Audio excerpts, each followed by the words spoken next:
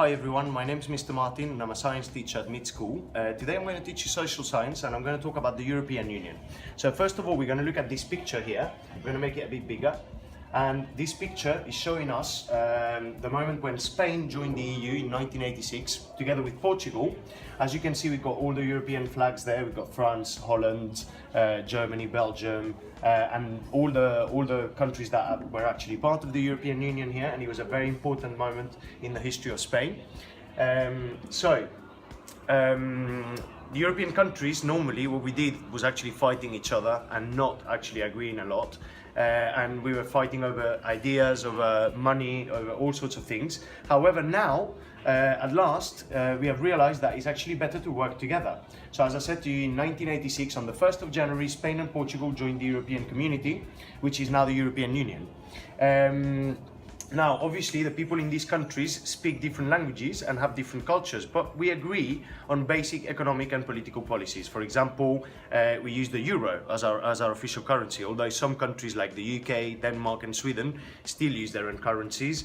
But most of us actually don't have to exchange any money. We can pay with the same currency in all European countries. Spain adopted the euro in 2002. Also, we're going to talk a little bit about the European continent. So as you can see, Europe is located in the northern hemisphere and it has varied landscapes. So you have the tundra, which is pretty much snow and ice for most of the year. We also have forests, we have mountains, we have the Alps, and we have also the Great European Plain. So I'm going to give you a little quiz to see how much you know about European landscapes. As you can see here, we've got a map of Europe with different letters, and then we have different European landscapes like the Alps, the Great European Plain, the North Cape, Iceland, the Gulf of Lion and the Balkans. Now, you've got to actually place those names on the map according to the letter. So I'm going to show you, I'm going to click on the audio. What does the letter C represent? So these are the Alps. The Alps. There you go. What does the letter A represent? So letter A. The North Cape. There we are, the North Cape, which is the northernmost. What does the letter D represent? Here we are. So that's the Great European Plain. Indeed, which is all flat. What does the letter F represent? So we've got F there. These are The Balkans. Balkans. Okay, very important in European history. What does the letter B represent? And B is up there, which is Iceland. Iceland. Okay, we've got one more letter, which is E. What does the letter E represent? And that's the Gulf of Lion. The Gulf of Lion. So there you go. Okay, so this is a quick geography lesson for you. Now we're going to talk very quickly about the population of Europe. So there's over 700 million in Europe.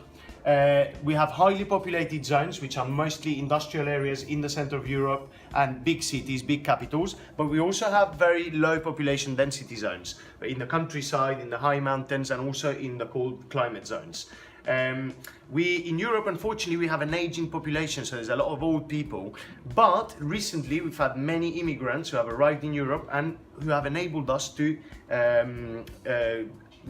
increase our population. So population has grown in the last few years. And finally, I'd like to talk to you about the euro, because the euro is extremely important and it's the key to our economy. And I just want to say that it is the official currency used by 17 of the countries in the European Union, including Spain, of course, where we are. And European countries can use the euro if they meet the criteria established by the European Bank, which is quite complex. Some countries have opted out, unfortunately, which means that you have to spend more money when you go to those countries because you've got to exchange your euros and get the local currency in order to pay. But in some countries, they also accept the euro and then give you change in their own currency, which is obviously a good business for them, but not so good for us. And that's all from me for today. Thank you very much.